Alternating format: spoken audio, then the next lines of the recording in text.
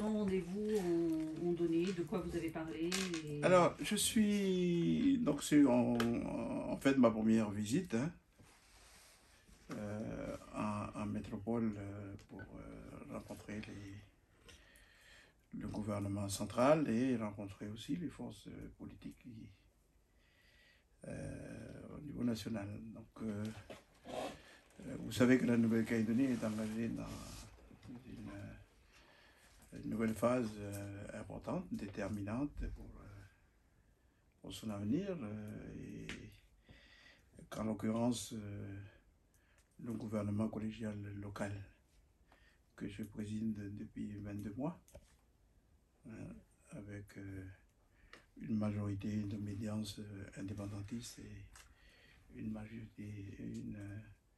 minorité de 5 membres contre 6, c'est pas très important. Le décalage qu'il peut y avoir entre les deux formations, et donc une minorité non indépendantiste. Et dans ce contexte qui est particulier, dans les échanges que j'ai pu avoir avec le ministère de l'Intérieur et de l'Outre-mer, M. Gérard Darmanin, il a été convenu qu'il était important que je puisse venir à Paris. Lorsqu'il était passé récemment en Nouvelle-Calédonie, donc un programme très chargé. Donc j'ai rencontré bien sûr le ministre de l'Intérieur et de l'Outre-mer, le ministre délégué de l'Outre-mer, M. Jean-François Carinco. J'ai rencontré la première ministre. J'ai aussi rencontré le président du Sénat, Gérard Larcher, et Mme Brown Pivet, la présidente de l'Assemblée nationale. Dans ce périple, j'ai rencontré aussi la ministre des Affaires étrangères, Mme Colonna, parce que notre région fait l'objet de beaucoup d'enjeux, beaucoup de débats, beaucoup de convoitises. Et petit territoire que nous sommes, bien entendu, on est pris dans ce tourbillon qui anime notre région. J'ai rencontré Madame Colonna, j'ai rencontré tout à l'heure le garde des Sceaux pour échanger avec lui sur les conditions difficiles dans lesquelles les prisons de la Nouvelle-Calédonie sont, pour aussi échanger sur la capacité, la possibilité que nous pourrions avoir d'accroître un peu davantage, parce que nous sommes un territoire qui est démuni en la matière, les compétences ou les personnels calédoniens au sein de l'appareil judiciaire. Et par ailleurs, pour lui demander si on pouvait avoir une évaluation de la manière dont spécifiquement la justice est exercée en Nouvelle-Calédonie, parce qu'il y a certaines spécificités qu'on a en Nouvelle-Calédonie. Donc, dans une phase nouvelle, il est important qu'on puisse l'apprécier. Pour un exemple très simple, on pourra toujours y revenir si vous le souhaitez. Nous avons des assesseurs coutumiers en Nouvelle-Calédonie qui ont été créés par les ordonnances de 1982. Donc on a là une catégorie de gens qui sont nommés selon les procédures de la coutume et qui participent au rendu de justice en Nouvelle-Calédonie. Donc c'est pas inintéressant de pouvoir l'évaluer. Donc voilà. Donc j'ai rencontré pratiquement toutes les grandes formations politiques à l'Assemblée nationale et au Sénat, pour aussi évoquer la situation en Nouvelle-Calédonie. Alors quels ont pu être les objets que j'ai traités avec eux, avec le gouvernement central, la première ministre. Donc je surtout souhaitais parler de la gestion des affaires de la Nouvelle-Calédonie, pour bien se démarquer de la question institutionnelle. Et notamment pour insister sur c'est un objectif politique qu'on s'est fixé au gouvernement, c'est la stabilité. La stabilité de la Nouvelle-Calédonie, pour laquelle nous jouons un grand rôle. Et stabilité nécessaire parce que il est important que la phase des discussions qui s'ouvre ne soit pas impactée par les difficultés que nous pourrions avoir dans le cadre de la gestion quotidienne des affaires de la Nouvelle-Calédonie. Et donc, pour lui indiquer que dans les 2 années qui viennent, jusqu'à l'horizon 2025, puisque a priori, il va falloir renouveler le mandat des élus de la Nouvelle-Calédonie en 2024, sans rentrer dans les détails de ce qui pourrait être les dates, puisque ça dépend des discussions dans lesquelles je n'y suis pas. Mais en tout cas, pour dire à la Première ministre, au ministre de l'Intérieur délégué, ministre de l'Intérieur et des Outre-mer, que dans ce contexte-là, nous avons besoin d'un soutien supplémentaire de l'État. Donc en matière financière, en matière technique. Alors en matière financière, pourquoi? Parce que nous avons bien entendu réussi à boucler notre budget 2023 sur la base des ressources propres à la Nouvelle-Calédonie.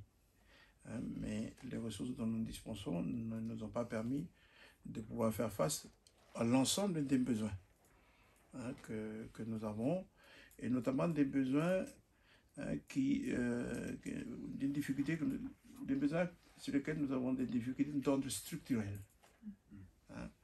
Parce que durant les années antérieures, nous ne les avons pas suffisamment traités. Et l'accumulation des difficultés sur ces sujets nous amène aujourd'hui dans une espèce d'entonnoir, puisqu'il faut les traiter. C'est maintenant qu'elles surgissent avec beaucoup plus d'acuité que par le passé, et donc il faut y faire attention. Donc j'ai demandé un soutien supplémentaire du gouvernement central pour nous accompagner sur les 2 années. Vous l'avez quantifié? Oui, on l'a quantifié pour cette année, c'est de l'ordre de 110 millions d'euros que j'ai présenté. Mais ce sont des chiffres qui sont connus déjà en Nouvelle-Calédonie. Donc j'ai reçu un accueil plutôt favorable du côté du gouvernement central. Je dois vous dire que je n'en doutais pas, compte tenu des enjeux. Et donc, une volonté d'accompagner le gouvernement de la Nouvelle-Calédonie dans cette phase 2023-2024. Mais, bien entendu, et tout naturellement, Madame la Première ministre et le ministre de l'Intérieur et le ministre délégué m'ont aussi demandé que les efforts de réforme sur lesquels nous avons déjà engagé la Nouvelle-Calédonie depuis que je suis arrivé soient maintenus. Et donc, c'est ce sur quoi je me suis engagé au point 2. Donc, nous avons donc une volonté d'accompagnement de cette phase importante dans la gestion des affaires courantes de la Nouvelle-Calédonie. Et nous avons convenu dans les prochaines semaines d'approfondir une discussion pour voir les voies et moyens, les solutions. J'en ai proposé un certain nombre. Il y a les contraintes qui sont celles du gouvernement central, donc nous allons poursuivre pour qu'à l'horizon du premier semestre, donc fin juin, qui pourrait coïncider en même temps avec la venue du ministre de l'Intérieur et de l'Outre-mer, donc on a un ordre d'idée des axes sur lesquels on pourrait engager ce soutien. J'ai demandé aussi que, alors que nous achevons, nous sommes dans la phase finale du processus de l'accord de Nouméa, qu'on puisse bénéficier d'un certain nombre d'expertises nationales par exemple, sur la question d'un soutien supplémentaire sur la question du développement du droit civil, du droit commercial calédonien qui a été transféré, hein, mais sur lequel il faut travailler pour éviter qu'on le fossilise, hein, dans un territoire où effectivement il y a un besoin aussi de l'adapter. Hein. Donc là, il faut des compétences particulières. C'est ce que j'ai aussi indiqué. J'ai demandé que le comité de régulation de l'énergie, hein, national, avec qui j'ai signé une déclaration d'intention, hein, puisse venir nous aider à remettre à plat l'ensemble du système électrique calédonien. Nous avons fait beaucoup de progrès puisque nous avons une prévision à l'horizon 2025 d'atteindre pratiquement 80%, hein, en matière d'énergie renouvelable. Mais il y a tout l'enjeu de la décarbonation lié à notre industrie du nickel qui demande des moyens autrement beaucoup plus importants que ceux que nous pouvons mobiliser à partir de la Nouvelle-Calédonie. Mais on doit pouvoir le faire dans des conditions appropriées pour qu'on soit bien en phase avec les enjeux de la Nouvelle-Calédonie. Donc vous voyez, par exemple, j'ai sollicité tout à l'heure le garde des Sceaux sur le point que j'ai évoqué. Évaluer le système de justice tel qu'il est exercé en Nouvelle-Calédonie, hein, pour voir comment ce mariage qui a été tenté entre des structures qui sont propres à la Nouvelle-Calédonie mais qu'on retrouve dans d'autres territoires comme le système coutumier, comment il participe dans la justice, comment il a participé et comment on peut continuer à l'améliorer. Hein. Donc voilà, hein, donc c'est surtout ça. Il y a une volonté. Hein, j'ai trouvé une volonté de la part du gouvernement central d'être présent à nos côtés. Mais je le redis, la Nouvelle-Calédonie doit faire des efforts. Pour que... Ce déplacement, ce long déplacement, est-ce que c'était une initiative personnelle ou est-ce que vous aviez d'une certaine manière un mandat, soit par les forces indépendantistes, soit par le gouvernement collégial? Et est-ce que, au cours de ce déplacement, vous avez abordé les questions de discussion en cours sur l'avenir institutionnel de la Nouvelle-Calédonie? Alors, j'ai précisé au départ que c'est ma première visite ici. C'est vrai que je suis déjà venu une fois, mais c'est lorsque je revenais de Washington. Hein, donc j'étais passé par là parce qu'il fallait qu'on échange un petit peu sur ce qui aurait pu être des malentendus. C'est mon déplacement à Washington. Oui. Donc c'est ma première visite ici. Il y a une forte demande de la part de l'ensemble des forces politiques en Nouvelle-Calédonie que, au titre du gouvernement, je vienne ici pour rencontrer le gouvernement central et faire valoir, au nom du gouvernement de la Nouvelle-Calédonie, les préoccupations, les besoins, et puis bien sûr les perspectives qui s'imposent à nous. Donc de ce point de vue-là, il n'y a pas d'ambiguïté. Je viens au nom du gouvernement collégial de la Nouvelle-Calédonie, et j'ai envie même de dire au nom d'ensemble des élus du Congrès de la Nouvelle-Calédonie, même si ça peut toujours faire discuter. C'est le jeu local lorsqu'on a examiné le budget. Lorsqu'on examine des textes au Congrès, il m'est souvent reproché de ne pas me déplacer en métropole. Donc en l'occurrence, c'est fait. Et donc c'est la réponse que je peux vous faire. La deuxième réponse à votre question, c'est que je ne suis pas mandaté par le mouvement indépendantiste ni par qui que ce soit. Je viens au titre de président du gouvernement de la Nouvelle-Calédonie. Et les choses sont bien claires. Je ne suis pas mandaté pour négocier quoi que ce soit. Je ne suis pas membre des délégations qui s'occupent des négociations. Et c'est un choix, une décision que nous avons prise.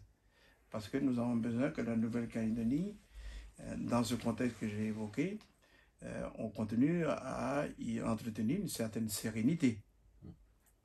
Donc que ceux qui ont la charge directement des affaires de la Nouvelle-Calédonie s'en occupent, même si dans les négociations on trouve bien sûr d'autres membres, mais au titre de président du gouvernement collégial, donc on a gardé cette position. Ça n'empêche pas, bien entendu, que la plupart des responsables nationaux que j'ai rencontrés, jusqu'à aujourd'hui encore, m'ont interrogé sur la manière dont j'appréciais la situation de la Nouvelle-Calédonie d'aujourd'hui, d'hier, pour des raisons évidentes. C'est que ça fait un moment qu'on est dans le circuit. Et que forcément, lorsque vous avez des interlocuteurs nouveaux au niveau national, ils ont envie aussi qu'on échange un petit peu sur ce qui a pu nous animer à des moments particuliers de l'histoire de la Nouvelle-Calédonie, parce qu'on est là depuis un moment déjà. C'est à ce titre-là. Et puis, au titre de président du gouvernement, comment j'apprécie cette situation dans laquelle nous sommes. Ce que je comprends, c'est que Gérald Darmanin, quand même, vous pousse un peu, vous presse de quand même participer, notamment au groupe de travail, d'une façon ou d'une autre, que le gouvernement soit représenté. C'est normal. Donc vous êtes d'accord avec ça? Oui, mais c'est normal. Oui. C'est normal. Vous allez le faire, donc, du coup, et on va le faire, non, il ouais. n'y a pas de... Non, je ne veux pas qu'il y ait d'ambiguïté dessus. Oui. Voilà. On va le faire, pourquoi? Parce que le gouvernement de la Nouvelle-Calédonie est celui qui est le plus au fait, parmi toutes les institutions de la Nouvelle-Calédonie, de la gestion du processus. Et il est normal qu'au titre des compétences, par exemple de l'exercice des compétences partagées, qui relèvent de la responsabilité du gouvernement de la Nouvelle-Calédonie, on parlait tout à l'heure des relations extérieures, qu'on puisse éclairer ceux qui sont en charge des discussions sur l'avenir, sur la manière dont les choses se sont présentées, sur les difficultés que nous avons pu rencontrer et éventuellement les perspectives qui pourraient se dessiner de notre pratique. Et c'est sûr que, par exemple, j'ai discuté avec Madame Corona. Je parle de cette compétence-là, c'est la compétence sur laquelle nous avons été au plus près de la compétence régalienne.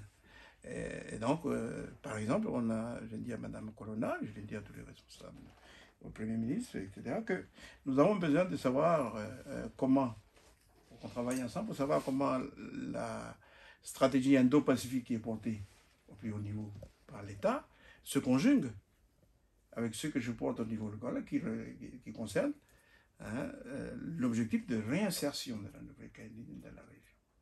Donc, on a pu l'un et l'autre travailler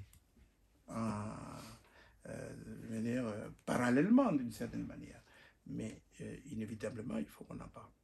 Donc, vous voyez, donc, sur la mine, la compétence minière est dévolue à la Nouvelle-Calédonie.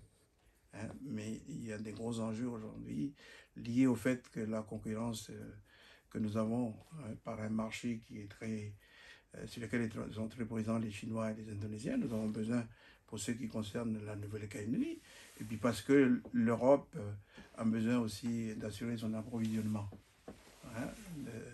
Donc nous avons besoin de rediscuter de ce qui serait la stratégie nickel dans ce nouveau contexte, et de ce fait de regarder comment les 3 opérateurs miniers en Nouvelle-Calédonie qui sont en difficulté pourraient s'en sortir, et comment on peut les accompagner dans le cadre d'une politique à définir. Donc le gouvernement de la Nouvelle-Calédonie est au cœur, même si certaines compétences sont en province, mais la compétence en matière de réglementation, en matière législative, c'est la Nouvelle-Calédonie. Et le schéma de ressources minières, c'est la Nouvelle-Calédonie. Donc, vous voyez, sur ce point-là, aussi. Aussi un groupe nickel, parce qu'il n'est toujours pas encore formellement mis en Il place. doit pouvoir être... Voilà, il ce doit serait pouvoir être- évidemment. Oui, bien sûr, il n'y a pas premier rang il n'y a pas d'ambiguïté dessus, hein, Ouais. même si je n'ai pas été associé dedans. Donc, on a la question foncière, hein, par exemple, qui est une question qui est au cœur de l'histoire et qui doit pouvoir être une question qui rassemble dans le contexte de la Nouvelle-Calédonie lorsqu'on essaie de chercher comme colonne vertébrale de construire une identité commune. La question foncière est au cœur. Forcément, nous avons le plus grand domaine foncier de la Nouvelle-Calédonie. Et nous sommes engagés avec les provinces dans la politique de développement et la politique d'aménagement de la Nouvelle-Calédonie. Donc, la France, enfin l'État, pardon, par le biais de l'Agence de développement rural et d'aménagement foncier, a traité cette question-là, mais du point de vue de la réparation historique. On rachète pour le redistribuer. Il faut sortir de là. Il faut sortir de là parce que la Nouvelle-Calédonie a besoin que son foncier, qui est très disponible, soit mis au service du développement, au service de la souveraineté alimentaire de la Nouvelle-Calédonie, au service de l'autonomie, au service de l'habitat, au service de tous les besoins qui sont les besoins de la Nouvelle-Calédonie. Donc, vous voyez, énormément de sujets sur lesquels, inévitablement, le gouvernement collégial de la Nouvelle-Calédonie, pour des raisons de négociation, ne peut pas être mis de côté. Donc, on va s'associer au groupe de travail. Il n'est pas impossible, par exemple, qu'on soit sollicité pour savoir qu'est-ce qu'on pense sur le système institutionnel, dans la pratique que nous avons eue. Donc, voilà, et je note que nous avons été consultés comme tout le monde. Pour les deux travaux qui sont en cours, c'est les travaux sur le bilan de l'accord de Nouméa. Et la semaine prochaine, lorsque j'arrive, je vais aussi être auditionné par ceux qui travaillent sur l'audit de la décolonisation. Donc, toute la Nouvelle-Calédonie est au cœur de ce grand remue-ménage politique, économique, social, dans la réflexion que nous avons sur l'avenir. Donc voilà, je ne sais pas si je reprends votre... Si, très bien. J'avais une question complémentaire. Il y a aussi la demande mais on connaît les conditions politiques compliquées pour la mettre en œuvre, il y a la demande que la Nouvelle-Calédonie avance sur la réforme fiscale. En disant, si vous avez une réforme fiscale, vous n'aurez plus besoin de demander de l'argent à Paris, vous pouvez lever de l'impôt pour répondre à vos besoins. Comment vous voyez ça, puisque effectivement les conditions politiques, elles sont compliquées pour la faire aboutir à Nouméa, à cette réforme? Non, mais il faut que les Calédoniens se retroussent les manches. Lorsque on décide en 1998 de s'engager dans un processus qu'on a caractérisé de processus d'émancipation et de décolonisation, ça engage ça. Il ne suffit pas de le proclamer.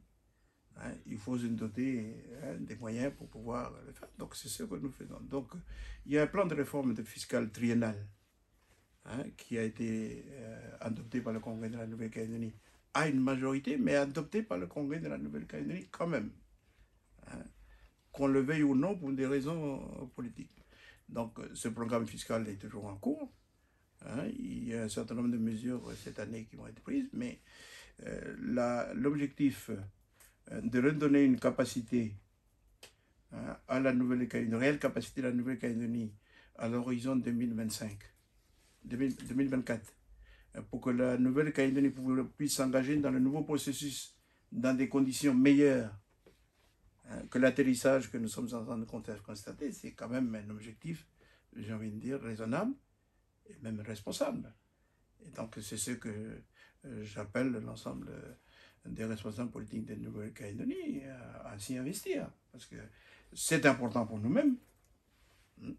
Et c'est important aussi dans le cadre de la relation que nous avons avec la métropole.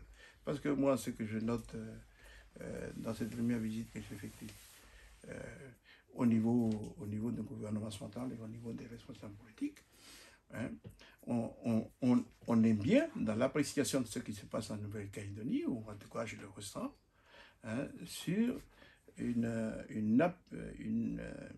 vision de la Nouvelle-Calédonie émancipée. C'est loin quand j'en parle. On n'est plus à l'époque où, effectivement, on avait l'impression qu'il y avait une forte prégnance de la situation. C'est vrai qu'il y avait des événements, etc. Mais depuis, les relations se sont renouvelées. Et ça, il faut qu'on en soit conscient. Parce que il y va de la suite. Ouais. Vous avez parlé tout à l'heure de la visite de Gérald Darmanin. C'est en juin. Est-ce qu'on peut avoir quelques précisions sur l'objet de cette visite? Il a annoncé, c'est poursuivre les discussions. Sur qu'il avait déjà engagé avec les partis ici, avec les partis indépendantistes et la partie non indépendantiste, donc dans le cadre de ce qu'on a appelé des discussions bilatérales. Du côté indépendantiste, ils ont conclu un certain nombre de sujets qu'il faut poursuivre dans le cadre de la prochaine mission. Du côté non indépendantiste aussi, la question qui reste sous-jacente, c'est est-ce que les conditions seront réunies lors de sa mission pour qu'il puisse enclencher une discussion à trois.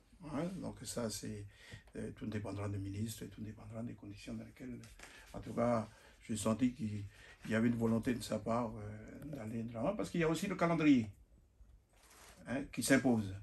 En même temps, il faut hâter, mais il ne faut pas verser dans une précipitation qui pourrait poser problème. Donc c'est tout le dilemme de la négociation qui est en vue. Il y a les deux sujets que j'ai évoqués tout à l'heure, qui vont être les deux travaux qui vont être livrés sur l'audit de la décolonisation et le bilan de l'accord de Nouméa, vont être présentés à ce moment-là, a priori. Donc, est-ce qu'ils seront présentés? Ils seront présentés au moment de la visite. 27. Ils sont livrés le 27. 27 mai, oui. Ils sont livrés le 27, mais ils seront présentés lors de ça. Est-ce que ça va être présenté sous un format bilatéral ou dans un format où les trois parties sont présentes? C'est la question qui est ouverte. Mais pour ma part, j'ai l'impression que là, il y a matière à échanger ensemble. Il est important qu'on ait, dans cette phase-là, avant d'engager, pour la suite, qu'on ait une espèce de vision un peu partagée de ce que nous avons pu faire ensemble depuis 1988 et surtout depuis 1998. Donc c'est deux travaux, je ne connais pas qu'est-ce qu'il en sortira, on ne connaît pas les enseignements qui vont être présentés, on ne sait pas s'il y a des recommandations, normalement non, puisque c'est un état des lieux, mais ça peut être tout à fait approprié pour s'approprier notre propre histoire récente et les défis qui nous restent à relever. Voilà. Vous avez dit tout à l'heure qu'on vous a interrogé parce que vous êtes partie prenante sur l'avenir institutionnel. Est-ce qu'on peut avoir un peu l'idée de ce que vous leur avez répondu? Oui, je sais pas alors là, c'est plutôt une vision historique que j'ai partagée avec les interlocuteurs, parce que compte tenu du patrimoine personnel que j'ai dans ce parcours, je simplement indiqué qu'il faudra faire attention à la manière dont on appréhende la situation actuelle de la Nouvelle-Calédonie. Pour développer le fait que en 1983, en 1984 et 1988, les grands événements de la Nouvelle-Calédonie ont marqué une espèce de rupture avec la période d'avant. Il y avait avant les événements, il y a après les événements. C'est important. Et que depuis les événements de 1988, nous avons conclu 2 accords que j'ai évoqués brièvement tout à l'heure. Les premiers accords de Matignon-Dino et ensuite les accords de Nouméa, qui nous ont amenés à une situation institutionnelle aujourd'hui, puisque c'est de ça qu'il s'agit. C'est la décision qui va s'ouvrir, pour nous amener à une situation institutionnelle aujourd'hui que la France n'a jamais connue dans l'histoire avec ces territoires ou ces colonies auparavant. Hein, puisque nous sommes rendus à une situation de quasi-souveraineté. Hein, c'est inédit. Voilà. Et donc, je veux simplement indiquer que lorsque on discute de la Nouvelle-Calédonie et qu'on parle de l'avenir, il ne faut pas perdre de vue que les Calédoniens ont fait déjà leur parcours ensemble. Et ce qui a toujours été dit vis-à-vis des Calédoniens, c'est qu'il faut que vous vous entendez entre vous. Et ils essaient de le faire depuis 1983. Hein, à chaque fois, hein, il faut que vous arriviez à entendre, parce que c'est une colonie de peuplement, et forcément, hein, il y a des caractéristiques qui sont propres à ces sociétés qui sont difficiles à saisir. Et donc, on peut comprendre qu'il faut qu'il y ait une sauce, hein, qui prenne à l'intérieur. Hein, voilà. Est-ce qu'on y est arrivé? Assurément non. Est-ce qu'on a progressé? Oui. Oui, la Nouvelle-Calédonie aujourd'hui n'est plus la Nouvelle-Calédonie de l'époque. Et donc, j'ai simplement indiqué, attention, le moment qui est devant nous, c'est peut-être le moment de la République. En ce sens que les derniers points qui sont en discussion, ce sont des points qui regardent le lien avec la République. Puisque le reste sont entre les mains de la Nouvelle-Calédonie. Et donc, à trop demander aux Calédoniens eux-mêmes de trouver la solution, on risque de ne peut-être pas y parvenir. Et donc, c'est maintenant qu'il y a un besoin que la République dise mais comment ils regardent la Nouvelle-Calédonie? Qu'est-ce qu'ils envisagent avec la Nouvelle-Calédonie dans ce parcours-là? Donc il faudrait qu'il y ait une expression de l'État, et en l'occurrence, bon, l'État c'est principalement le président de la République, pour dire la vision qu'il a pour l'avenir de la Nouvelle-Calédonie. Non, j'ai simplement donné une lecture historique de cette évolution de la situation dans laquelle on est. J'ai quand même noté, dans tous les échanges que j'ai eus avec tous les groupes, que la situation des Outre-mer, le débat sur les Outre-mer est très présent actuellement. Je le trouve partout, chez tous y compris à l'Assemblée nationale, au Sénat. Chez tous les interlocuteurs, on parle des Outre-mer. Autour d'une question simple, c'est est-ce qu'il n'y a pas matière à repenser, à renouveler les relations avec l'Outre-mer. Il a même été évoqué à un moment la possibilité de retoucher cette relation avec les Outre-mer. Il y a l'idée il y a le concept de la différenciation qui est très présent dans les débats. Voilà. Et il semble que notre parcours fasse l'objet de beaucoup d'attention, et que nous aurions été peut-être des précurseurs de ça. La Corse vous envie. La Corse nous envie, les Polynésiens nous envient, mais j'ai rencontré tout le monde, j'ai rencontré les responsables entiers qui sont ici. La Polynésie française, avec l'arrivée des Tavéni à la tête du pays, rajoute à l'acuité de cette discussion. Est-ce que c'est suffisamment mature aujourd'hui? Le débat doit se faire. Mais je sens bien que je sens bien, on en parle. On parle des Outre-mer. Donc la réponse que je vous fais, Ce n'est pas simplement une lecture historique pour nous. Je constate que ça embrasse y compris les autres territoires et départements d'outre-mer. Mais ce qui veut dire, dans le cas de la Nouvelle-Calédonie, est-ce que dans votre esprit, ça veut dire que l'État doit maintenant préciser de façon doit préciser la façon dont il compte arriver au point d'arrivée de l'autodétermination? Parce qu'il y a toujours cette...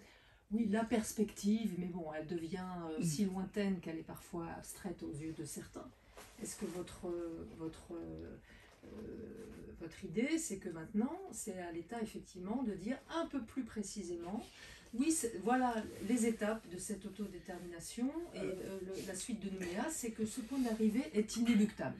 Dans l'histoire des 40 dernières années, c'est par la force des choses qu'on y est arrivé.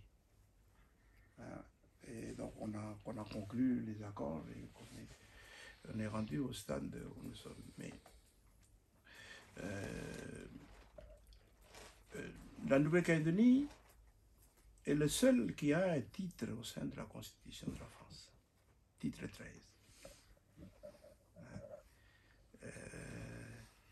Je ne sais pas si les gens en ont conscience, mais vous avez un titre 13 pour 270 000 habitants.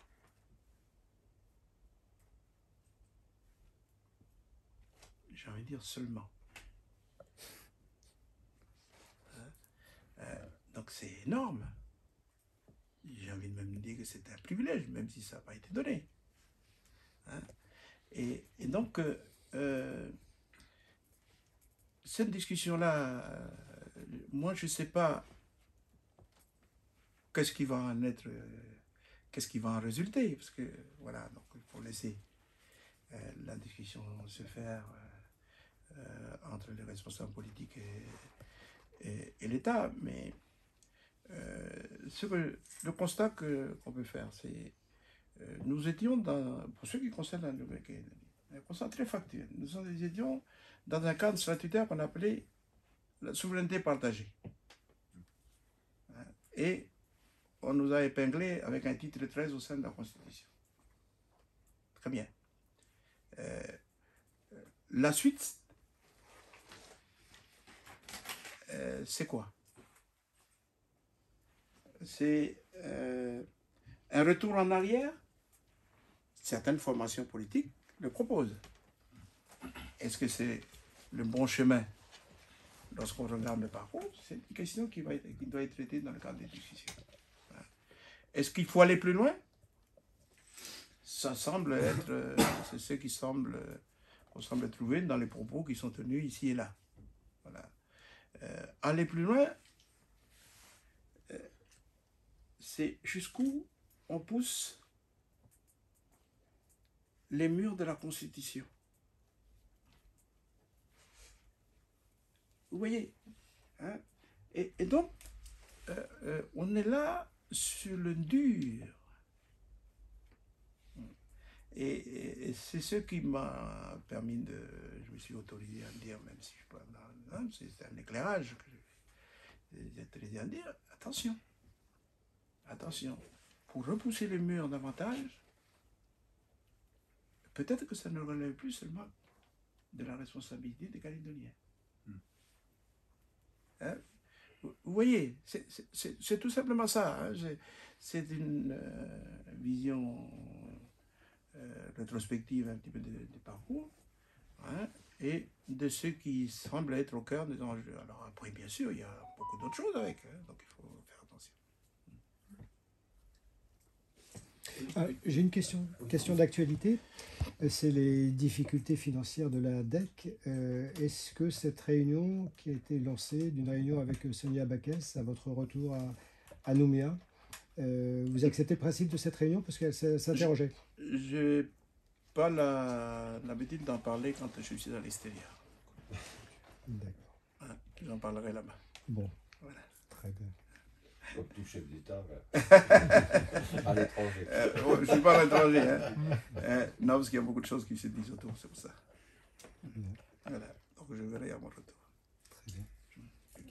Qu'est-ce que les élections, le résultat des élections en Polynésie ont changé pour vous? Est-ce que ça change des choses et en quoi? Eh ben, ça change au minimum sur le fond, sur la vision que nous avons sur le futur. Voilà, mais nous n'avons pas les mêmes conditions d'exercice de la responsabilité, parce qu'eux, ils ont une majorité, hein, avec un système institutionnel qui est issu directement, hein, des urnes. Nous sommes arrivés en fin de parcours de l'accord de Nouméa, dans la dernière petite ligne droite, hein, 2 ans après le dernier référendum, hein, à la faveur d'une évolution au sein de la majorité qui existait et qui nous a permis donc d'y arriver. Donc c'est différent. Hein, mais sur le fond, donc je vais renouer contact avec les responsables des Tavini qui prennent le relais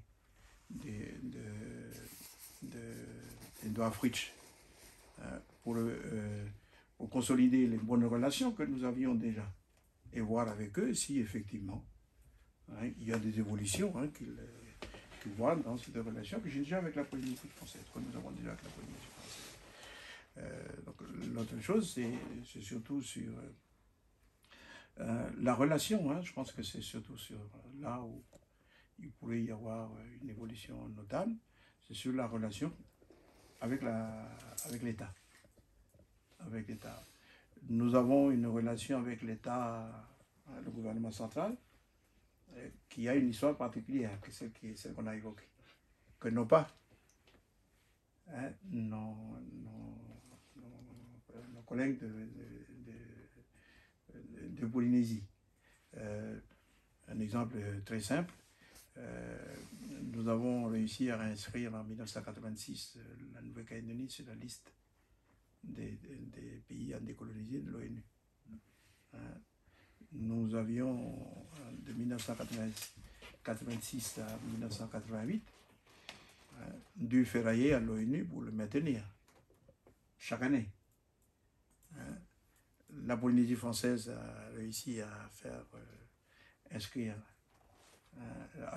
est inscrite sur la liste des pays à décolonisation de l'ONU, mais ils vivent la même chose que nous avons vécu à l'époque, c'est-à-dire une relation difficile avec l'État au niveau de l'ONU pour parler que de ça. La relation avec l'État, donc de ce point de vue-là, hein, ne peut pas avoir les mêmes considérants, hein, compte tenu de l'histoire. Par contre, ce qui peut changer, c'est la manière dont l'État va regarder dans des territoires, dans le cadre des enjeux géopolitiques de la région, parce que nous sommes membres à part entière du Forum des îles du Pacifique. Nous sommes membres de la Commission du Pacifique Sud, qui sont les deux grands organismes régionaux, hein, qui influent, l'un sur le plan technique, mais où on retrouve les anciennes puissances dans la France, etc., et l'autre qui est essentiellement politique, mais qui est au cœur, hein, de la bataille du Pacifique, si on peut dire les choses ainsi, et on y est directement. Et d'ailleurs, j'en ai parlé avec Madame Colonna, on se rend tous les deux en Papouasie-Nouvelle-Guinée dans 15 jours, parce qu'on est invité pour le sommet qui se tient en Papouasie-Nouvelle-Guinée. On est invité par le Premier ministre de la Papouasie-Nouvelle-Guinée, M. Marapé, et le président des États-Unis, Joe Biden, parce qu'il y a un nouveau sommet, hein, qui se tient en Papouasie-Nouvelle-Guinée. Donc on va y être tous les deux. Hein. La dernière fois, j'étais avec Edouard Fritsch à Washington, hein, qui était de la majorité présidentielle. Aujourd'hui, je vais être avec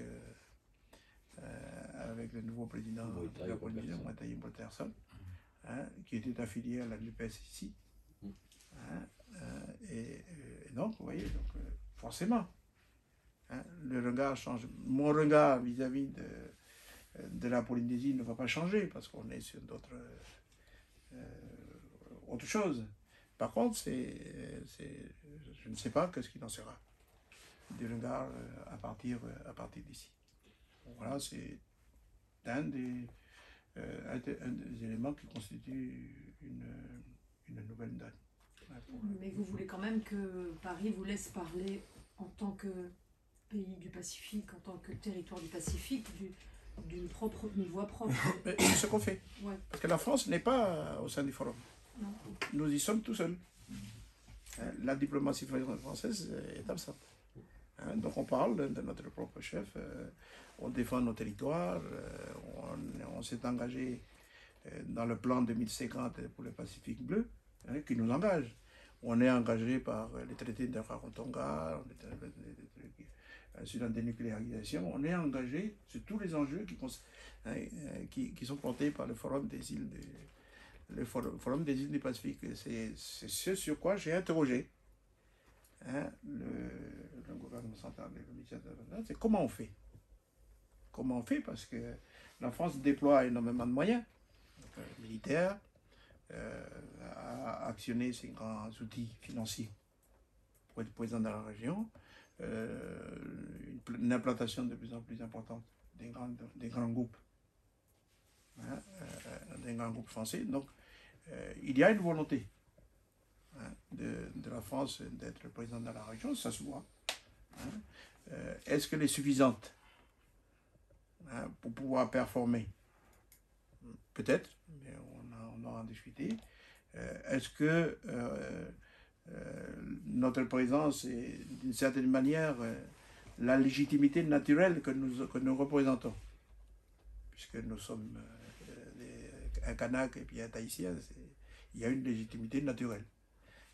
Lorsqu'on va dans la région, on est accueilli comme ça. On n'est pas accueilli comme des représentants du gouvernement central.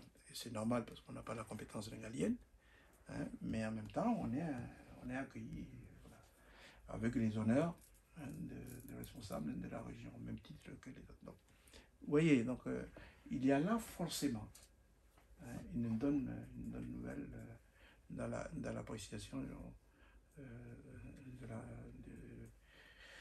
de la stratégie que nous devons développer dans le Pacifique. Je voudrais être sûr quand même de bien comprendre quand vous dites que nous sommes arrivés en fin de parcours de l'accord de Nouméa et que maintenant vous êtes dans la dernière petite ligne droite. Je n'ai pas dit qu'on est en fin de parcours de l'accord de Nouméa. Si. Non. Je dis que nous sommes dans le processus. Nous arrivons au processus si je peux être plus précis, de transfert de la responsabilité vers la Nouvelle-Calédonie. Voilà, vous dites que je n'ai pas dit comme ça. Si, je sais. Donc c'est pour ça que je voulais être sûr de bien comprendre. Voilà. Parce que bon, y compris au sein des forces, enfin du mouvement indépendantiste, un certain nombre de responsables considèrent que l'accord de Nouméa, il continue tant que rien n'est venu se substituer à lui. Donc, c'est la situation dans laquelle on est déjà. Donc, puisque le troisième référendum s'est tenu, mais on y est toujours. On y est toujours. Le troisième référendum s'est tenu.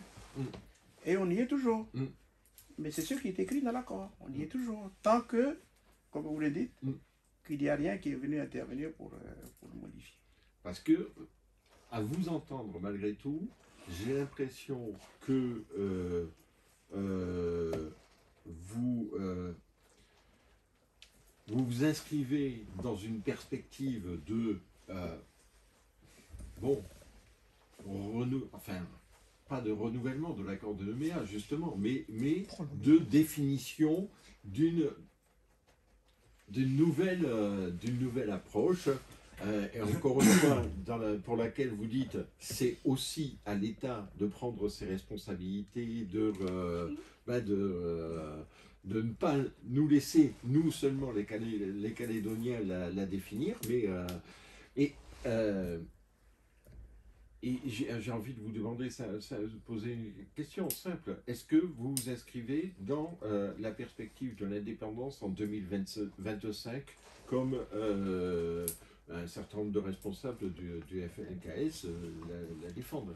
Oui, moi, ça c'est le responsable que vous connaissez bien. Oui, Hein, qui dit, mais c'est pour ça que je vous pose la non, question. mais je n'ai pas à interpréter ce qu'ils disent Mm. ou à dire si je suis d'accord ou pas d'accord. Ce que je dis simplement, c'est qu'au moment où les discussions s'ouvrent sur l'avenir, c'est ça que je dis, au moment où les discussions s'ouvrent sur l'avenir, on constate hein, que dans la mise en œuvre de l'accord, hein, et notamment le transfert et l'exercice progressif des nouvelles responsabilités qui nous ont été données.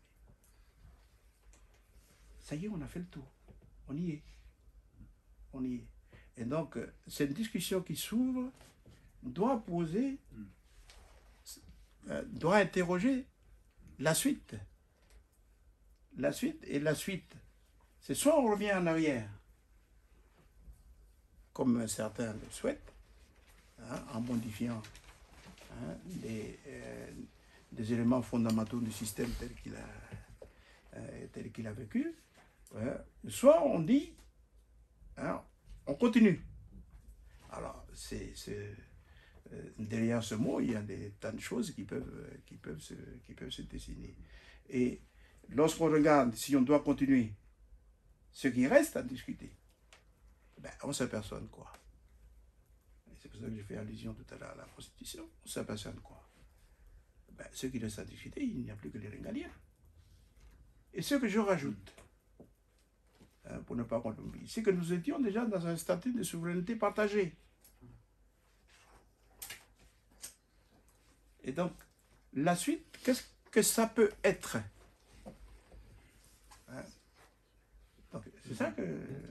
c'est ça. Au-delà de la souveraineté, partagée, qu'est-ce qu'il y a? Ben oui.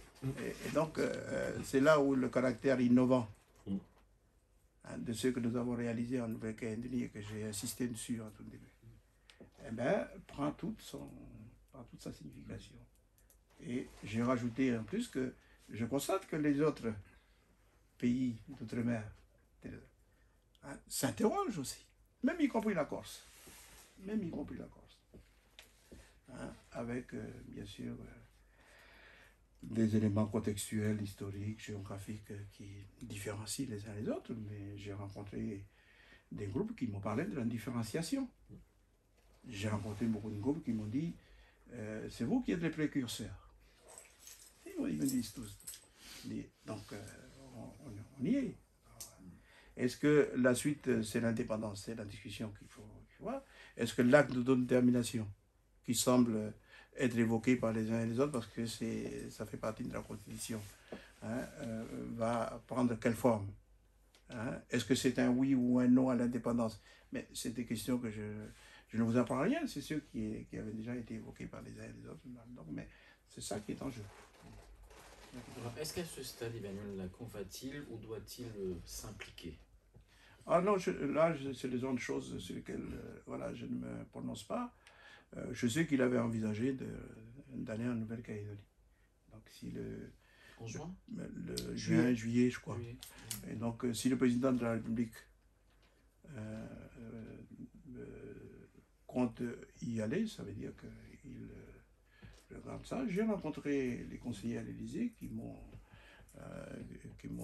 dit très clairement que le président de la République suit de très près le dossier calédonien. Donc c'est une marque. Donc, le 24 septembre serait une date symbolique forte pour la venue d'Emmanuel Macron. Non, je crois qu'il viendra plus tôt. Ah oui? Oui, il viendra plus tôt. Juillet. C'est en juillet qu'il viendra. En juillet? Oui. Avec un voyage prévu avec le Premier ministre, le nouveau Premier ministre australien, avec lesquels les relations avec le nouveau Premier ministre australien sont meilleures qu'avec le précédent. Ils avaient acté ce rendez-vous en juillet. Et donc il viendrait en Australie avant? Oui, à Canberra. Oui. Ensuite il viendra chez nous. Voilà, c'est vous qui nous dites, donc moi, vous êtes bien renseigné apparemment. Donc pour dire quoi aux Calédoniens? C'est ça la question. Oui, mais voilà. Oh, mais ça c'est au président de la République de veux dire, la dernière fois qu'il est venu en Nouvelle-Calédonie, il avait ramené symboliquement deux textes officiels, des actes de prise de position. Voilà. Et c'est à Nouvelle-Calédonie qu'il a parlé de l'axe Indo-Pacifique la première fois. On y est toujours, puisque la discussion qui est ouverte, c'est sur le passé, mais pour se projeter. Et l'axe Indo-Pacifique, ce n'est plus un concept seulement. Et donc, il arrive à un moment où c'est le passage par l'Australie, donc on va sûrement être l'occasion d'en parler. On parlait de la date du 24 septembre. Oui. On a l'impression que les choses quand même s'accélèrent dans la perspective de cette date-là. Pour vous, en quoi est-ce qu'elle est importante? Qu'est-ce qu'elle est? Ça a toujours eu une portée très symbolique, elle est même devenue emblématique pour nous, puisque considérée comme un deuil pour les Kanaks pendant très longtemps, ils ont fait comme dans beaucoup de sujets qui concernent la Nouvelle-Calédonie. Avant, on les appelait Kanaks pour les humilier, pour les voilà, dans le secondaire. Donc ils ont fini par s'approprier le mot. Le 24 septembre, c'était aussi le deuil. Donc ils ont fini par en faire le moment de la citoyenneté. La fraternité. Citoyenneté. Je n'utilise pas fraternité, c'est citoyenneté. Voilà. C'est bien. Voilà. Donc voilà, donc ça reste un point important. L'année dernière, nous avons initié un grand événement qui nous montre que beaucoup de choses sont devenues matures en Nouvelle-Calédonie. C'est le festival Calédonia en Nouvelle-Calédonie qui a pris la succession de ce qu'on a pu garder des souvenirs de Mélanésie en 2000. En 1964, donc on a initié Calédonia en 2000 qui a eu beaucoup de succès. Et j'en veux pour preuve que lorsque nous avons discuté du budget au Congrès, pratiquement toutes les formations politiques, alors que beaucoup se posaient des questions, donc on considérait que c'était un moment fort. Et donc ça sera encore le 24 septembre. Donc on va essayer de décupler sa dimension, en tout cas ses dimensions, dans le cadre de cette volonté de construction de quelque chose qui est propre à la Nouvelle-Calédonie et qui aide la Nouvelle-Calédonie, puisque ce sera le magasin, à se projeter, et qui aide aussi les responsables qui sont en discussion à se dépasser pour le besoin et pour le bien de la Nouvelle-Calédonie. Voilà. Merci beaucoup. Merci beaucoup. Ça va.